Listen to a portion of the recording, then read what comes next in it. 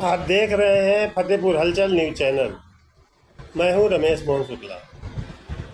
मुझे विश्वास है अब तक का आपका दिन शुभ रहा होगा। आप स्वस्थ होंगे, सानंद होंगे और प्रसन्न होंगे। आज चर्चा करते हैं दो राष्ट्रीय राजनीतिक दलों द्वारा फतेहपुर में जिलाध्यक्षों के चयन न किए जाने के बारे में।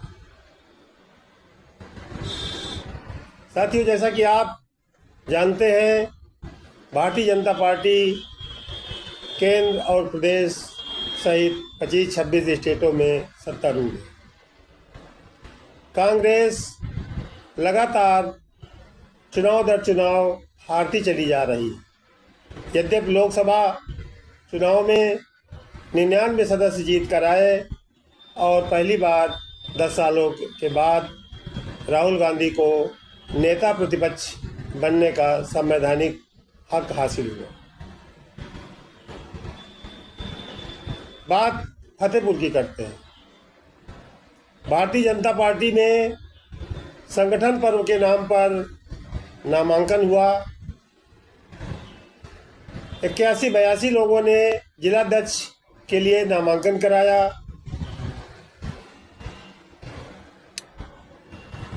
लेकिन 70 जिलों के जिलाध्यक्ष भाजपा के प्रदेश संगठन द्वारा घोषित कर दिए गए, लेकिन फतेहपुर होल्ड में रख दिया गया।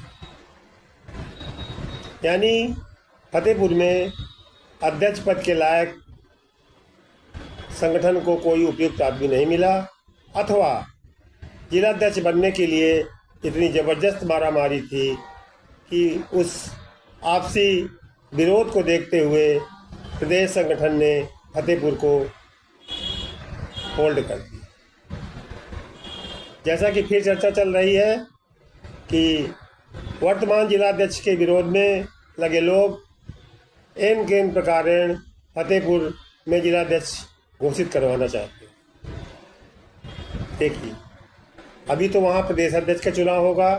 प्रदेश अध्यक्ष के बाद राष्ट्रीय अध्यक्ष के चुनाव में जो मारामारी संघ और भाजपा नेतृत्व के बीच में चल रही है, जिसके बारे में कल मैंने आपको विस्तार से बताया है, उसके बाद हो सकता है फतेहपुर में जिलाध्यक्ष घोषित किया जाए।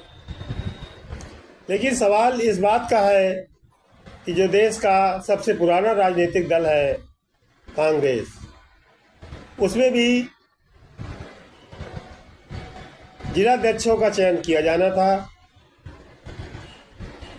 लगभग 1 माह पूर्व प्रदेश के कांग्रेस मुख्यालय में प्रदेश कांग्रेस अध्यक्ष अजय राय, प्रदेश कांग्रेस प्रभारी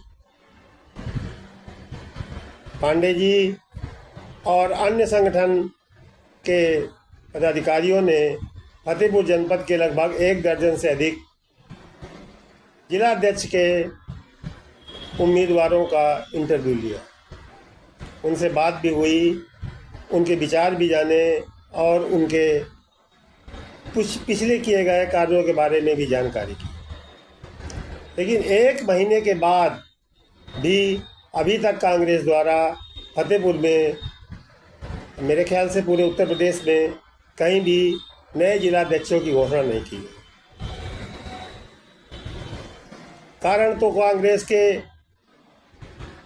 जो जिम्मेदार लोग हैं वही बता सकते हैं, लेकिन ये कहीं से भी न तो कांग्रेस के हित में है और न देश की राजनीति और न फतेहपुर जिले की जनता की।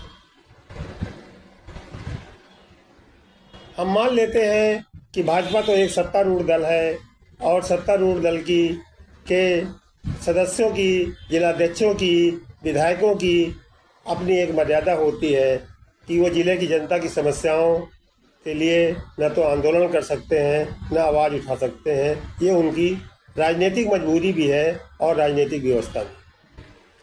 लेकिन जो अपने को विपक्षी दल कहते हैं, उनका तो काम ही यही है कि सरकार के खराब कामों को, सरकार द्वारा उत्पीड़ित जनता की समस्याओं को लेकर जिला स्तर पर आंदोलन चलाएं,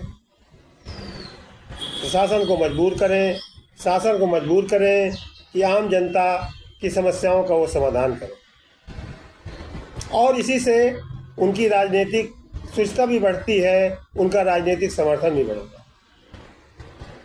लेकिन जिस तरह से उत्तर प्रदेश में कांग्रेस ने अपने आप को सरेंडर कर दिया है, कांग्रेस ही क्यों, जो यहाँ का मुख्य विपक्षी दल है समाजवादी पार्टी, वो भी पूरे जनपद में कहीं किसी समस्या के लिए आंदोलन नहीं दिखती है, न आंदोलन करती दिखाई पड़ रही है, जबकि उसके 2 विधायक भी इस जनपद में।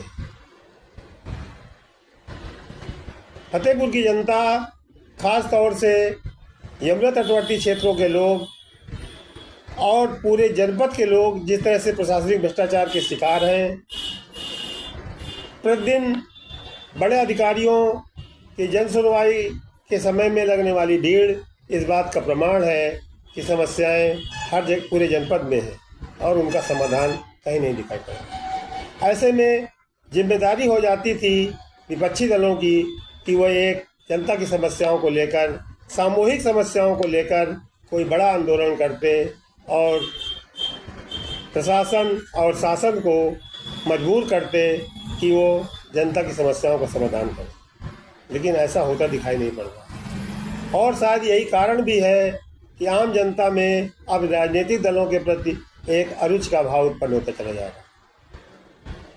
हम लौटते हैं अपने विषय की ओर। कांग्रेस इन दिनों कार्यवाहक अध्यक्ष के भरोसे चल रही है। इसके पहले जो अध्यक्ष थे कांग्रेस के, अखिलेश पांडे जी, वो कांग्रेस छोड़कर भाजपा में सम्मिलित हो गए।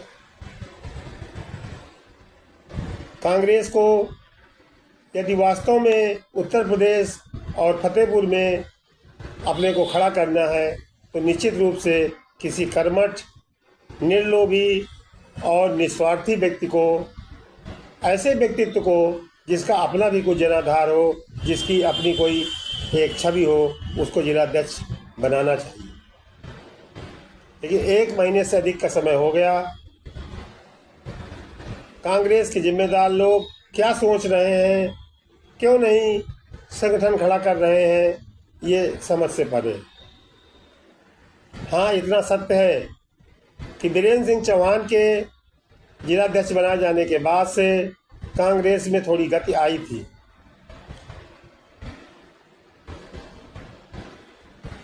इस मैदान में न सही, लेकिन सोशल मीडिया और अखबारों में कांग्रेस की चर्चा होने लगी थी और इसके लिए बीरेन्द्र सिंह चौहान ने काफ़ी प्रयास भी किए और प्रयास करते आज भी कर रहे हैं।